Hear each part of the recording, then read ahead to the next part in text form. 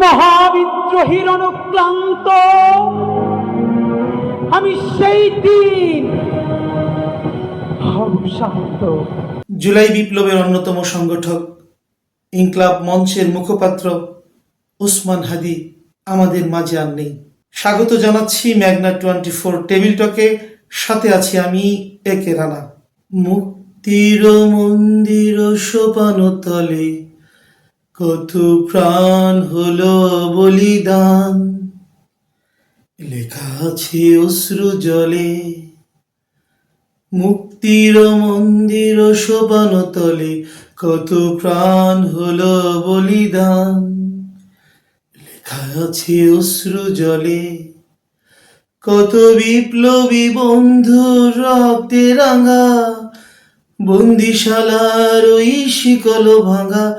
কত বিপ্লবী বন্ধু রক্তে রাঙা, বন্দিশালার ওই শিকল ভাঙা।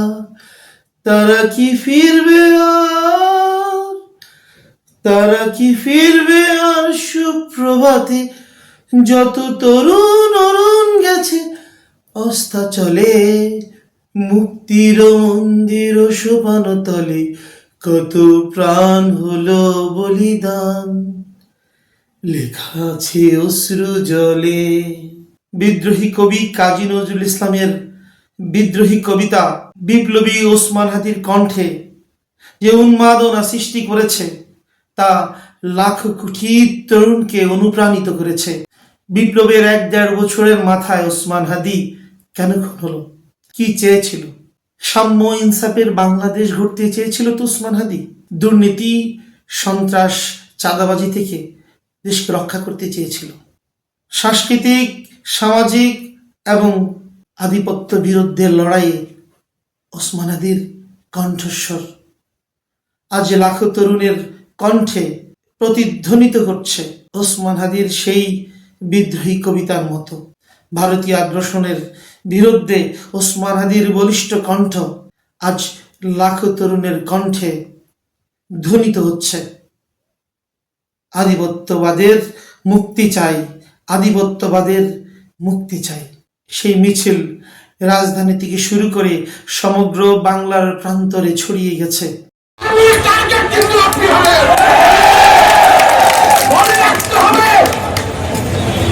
আমাদের মূল শত্রু হলো ভারত। এই ভারত শেখ হাসিনাকে আশ্রয় দিয়েছে।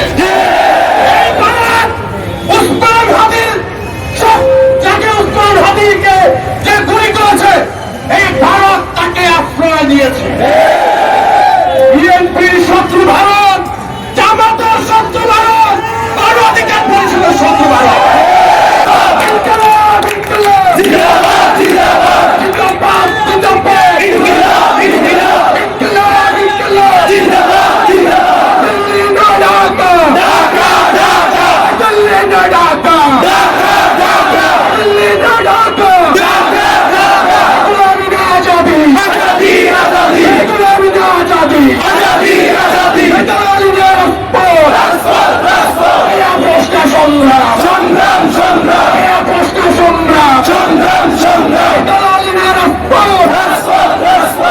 আমার হাতি দরকার। আমি চাই আমার ছেলে যেন হাতির মতো হয়। এই দেশের জন্য হাতি দরকার। আমি আমার দেশকে ভালোবাসি।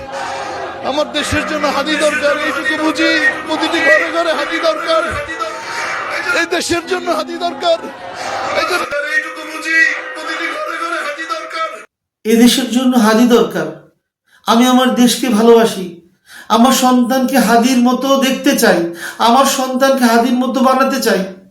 আমার সন্তানকে হাদীর মতো দেখতে চাই। এক পিতার আকুতি, এই এক পিতার স্বপ্ন আজ এই পর্যন্তই থাক। আগামী টেবিল টকে আবারও স্বাগত জানাচ্ছি। আল্লাহ হাফেজ।